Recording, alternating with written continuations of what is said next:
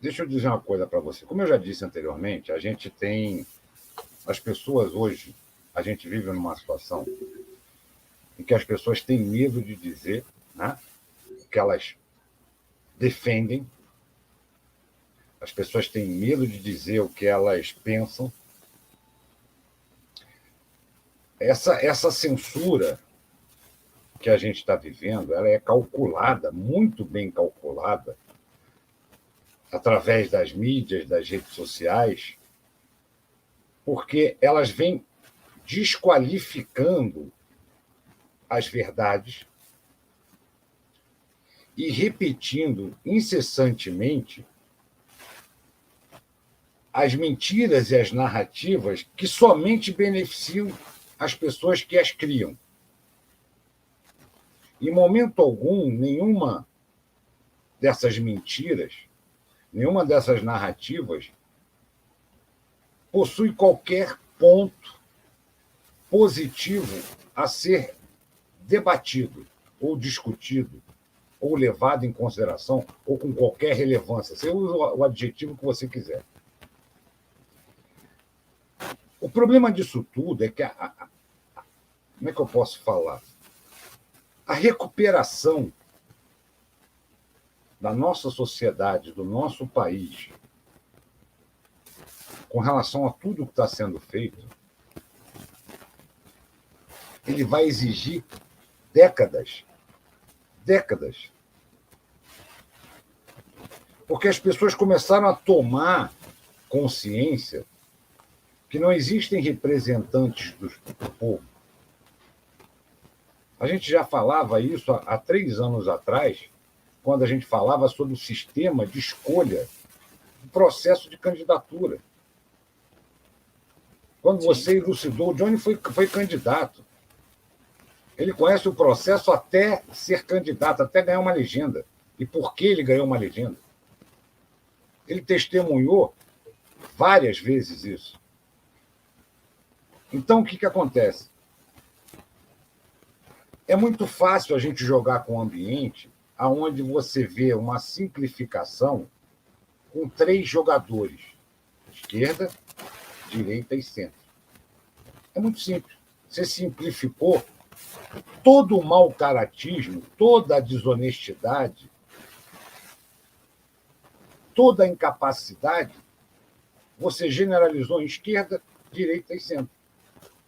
Por isso que eu sempre disse, cara, eu não aceito o rótulo. Ah, Maurício, você é de direita. Não, eu possuo valores que, obviamente, são didaticamente identificados como valores conservadores, e eu sou patriota. Patriota, no sentido literal da palavra. Eu não sou de direita, não sou de centro, nem sou de esquerda. Porque quando eu fui. A oportunidade que eu tive na minha vida profissional, eu trabalhei muito em outros continentes, em outros países, que era totalmente irrelevante se eu era de direita, se era de esquerda, se era de centro. Eu tinha que ser profissional, eu tinha que ser competente. Esse era o requisito número 1 em todas as ações. Então, eu não fui habituado na minha estrada a ter lado. Eu só tive um lado, que era o meu. E aí você para pensar que esquerda socialista, a extrema esquerda, toda a ideologia comunista, elas são as verdadeiras, os integrantes, os participantes dessas ideologias, os que abraçam e vêm, se identificam com os valores pútridos desse tipo de ideologia, é que são os verdadeiros culpados pelo que a gente está vivendo hoje. Hoje a gente vive num ambiente em que claramente a gente tem a certeza de que toda essa destruição, a desumanização do processo, a destruição dos valores da família, a destruição da infância das crianças, a destruição do mercado profissional, da percepção de trabalho, a destruição quando se tornou um profissional completo em 40 especialistas para fazer um processo. Elas são ocupadas. E elas se arrogaram ao direito de se autodeterminar como sendo os verdadeiros democráticos. Porque o sentido da democracia, isso eu escutei a primeira vez, essa manifestação, graças a, e com muito prazer, desse meu amigo aqui do lado. Que ele disse: vocês acham que a democracia é construída pela força, não pelo diálogo. Democracia, ela se mantém pela força, não pelo diálogo. Toda vez que houve um ambiente em que se tentou construir um ambiente de diálogo democrático, alguém tomou a frente, como a esquerda tomou a frente. Certo? A gente precisa ter a percepção que, continuando desta forma,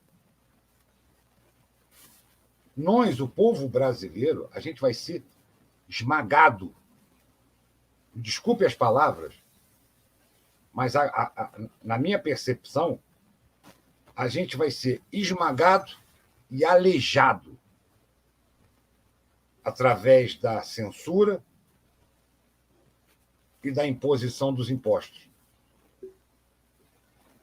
Enquanto os valores da nossa sociedade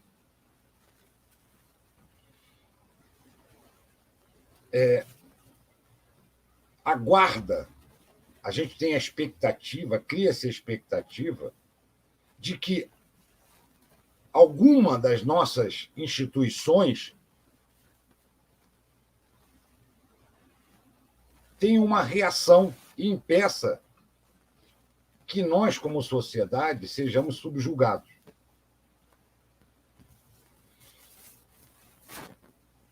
Isso é uma coisa, cara, a gente discutiu, a gente falou muito disso com relação ao movimento LGBTQ+. A gente não está nem aí pela escolha adulta de um cidadão, de um indivíduo. É uma opção dele. Mas a gente sempre disse, as nossas crianças, diferente do que, inclusive, permitimos que fosse escrito na legislação, as nossas crianças não pertencem ao Estado ou a qualquer organização. As nossas crianças, isso é um direito dado por Deus. Elas pertencem aos pais e a mais ninguém. E a gente não reclamou enquanto as leis que te retiravam direitos dos pais e terceirizavam a responsabilidade dos nossos filhos em situações previstas na lei ao Estado e a organizações, a gente sequer reclamou. Quando a gente... pegando aquele gancho da CPMI, quando se discute uma investigação do que aconteceu no dia 8 de janeiro, a narrativa que permeia isso tudo é bolsonaristas, extrema-direita, fascistas, nazistas, porque nós fomos chamados de nazistas também, e não surtiu efeito nenhum. Ninguém foi processado. Ninguém reverberou criminalizando o cara que cometeu um crime.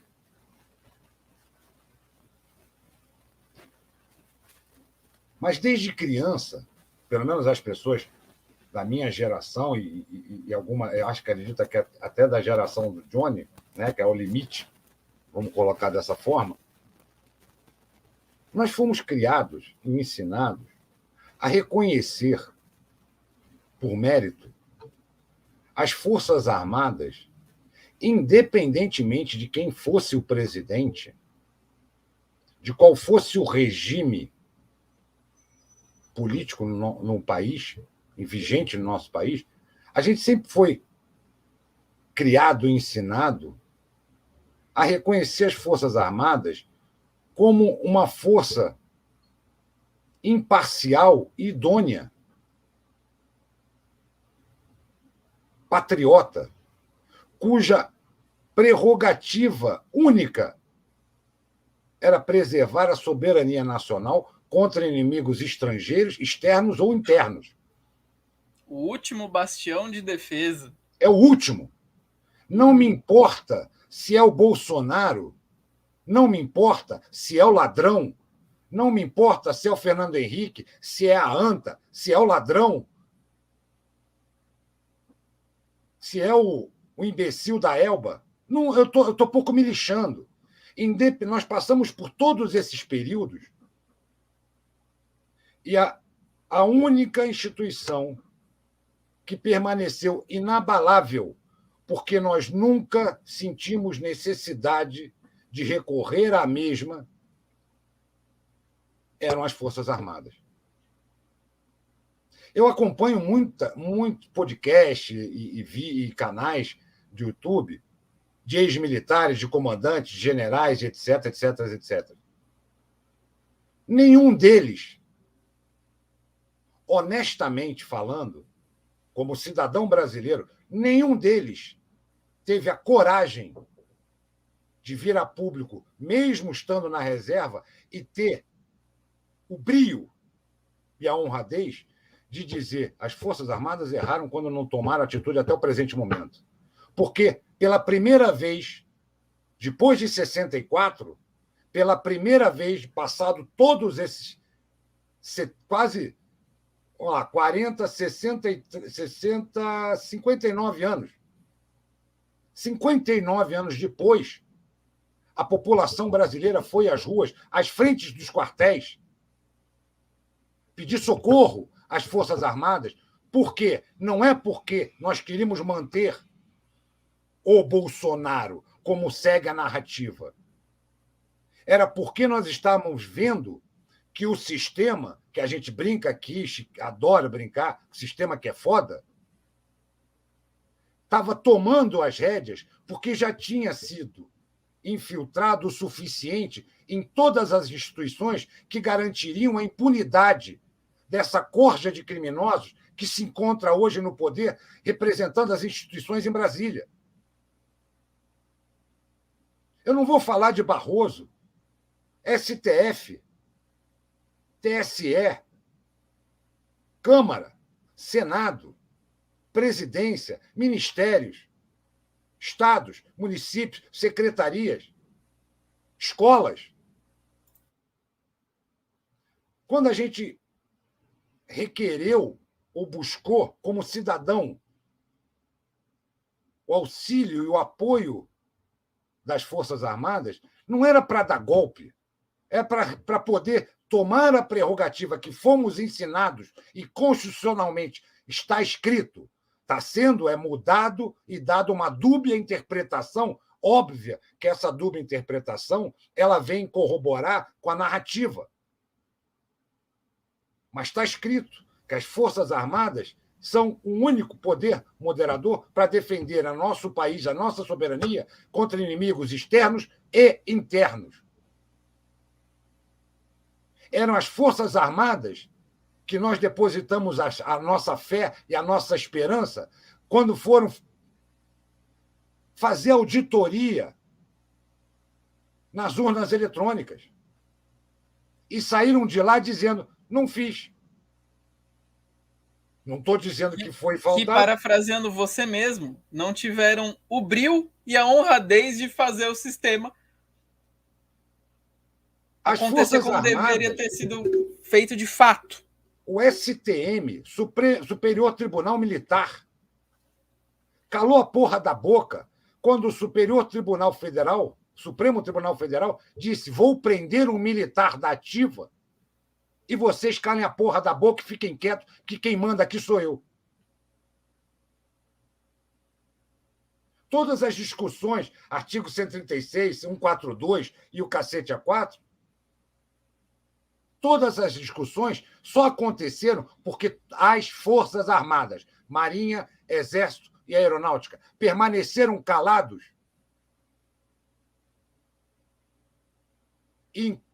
em conluio, aceitam que esses absurdos estejam acontecendo no nosso país, sabendo também, porque eu acredito que cognição eles possuem, que as instituições já não representam e já não desejam, não possuem como objetivo manter os interesses nacionais ou a proteção do seu povo. Então, sim, é decepcionante ver um tenente-coronel sentado com o direito de permanecer calado porque está sendo investigado e está preso, ser humilhado. Não é porque é o tenente-coronel Cid, é porque é um tenente-coronel da ativa. Que se está sendo inquirido, deveria ser inquirido no tribunal militar. Porque o merda de um ministro chamado Alexandre de Moraes quis, e ponto final. Sim. Determinou e todo mundo cala a boca. Não estou incitando golpe. Continuo dizendo, golpe é o que nós estamos vivendo. Nós estamos vivendo um golpe comunista, botando uma fantasia de democracia e as pessoas estão quietas. Tudo bem, amanhã a gente vê como é que a gente sobrevive. Vai piorar. Aí eu não acredito, eu não acredito que o Lula vai terminar o mandato daqui a 4 anos. Do jeito que tá, ele não sai nem 8. Sinceramente, talvez desculpem eu ter me alongado, mas talvez esse seja um manifesto. Eu até comentei com o Johnny, eu ia escrever, fazer um manifesto, fazer um texto, um manifesto do cidadão brasileiro. Porque é triste e angustiante a gente ver que existe, sim, saída.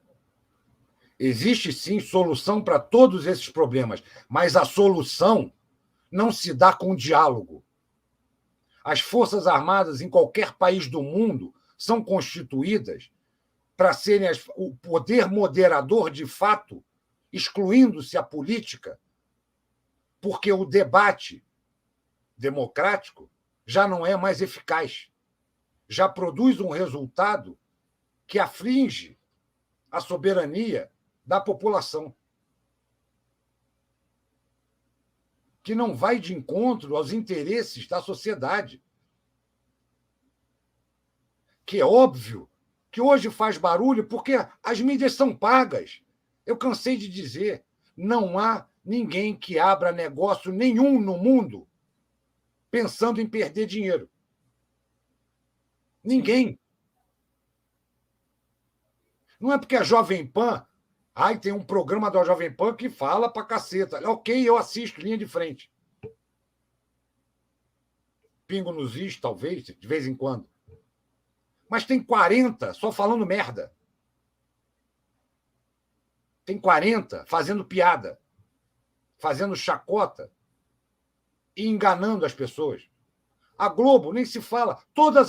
Todo programa, seja de mídia tradicional, seja de rede social, a grande maioria percentual está levando o dia a dia porque está precisando ganhar dinheiro, como a população precisa. Só que eles ganham. E a população está esperando de braços cruzados que surja o cavaleiro montado no cavalo branco. Não vai ter. O Johnny cansou de dizer, e eu também, não vai, o Bolsonaro não vai tomar frente porque ele tem família e ele é sozinho. Aonde está a população? Cadê os bolsonaristas? Para lotarem a Brasília em dia de sessão, em dia de expediente, para bater na porta de gabinetes de seus representantes e dizer: acabou, porra. Que quem tem que dizer acabou, porra, não é o presidente, o ex-presidente da República, é o povo. É o povo que tem que dizer acabou, porra. Todo mundo adorou ouvir. Eu estava lá, 7 de setembro, na Paulista, presidente da República, eu estava no caminhão do presidente da República, na Paulista. Eu escutei ele dizendo no microfone: acabou, porra. E a população: acabou, porra, e todo mundo assim: vai lá, Bolsonaro.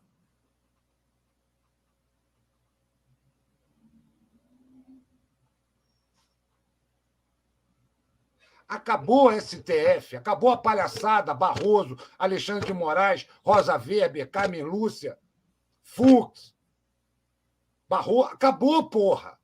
Até quando a gente vai esperar um representante de alguma instituição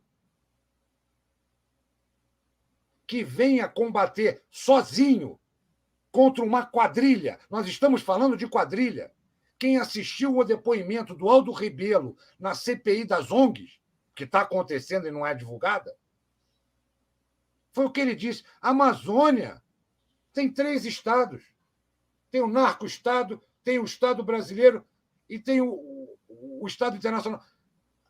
O cara veio do Partido Comunista, mas ele é nacionalista.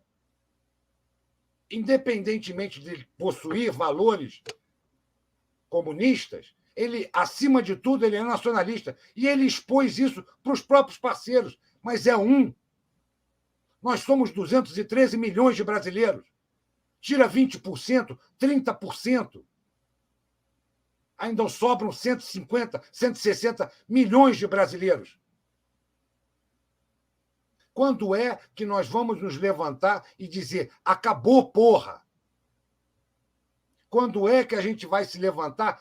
Não pagamos mais impostos. Vocês querem meter impostos? Não vamos pagar enquanto a gente não sentar para conversar, para resolver essa porra.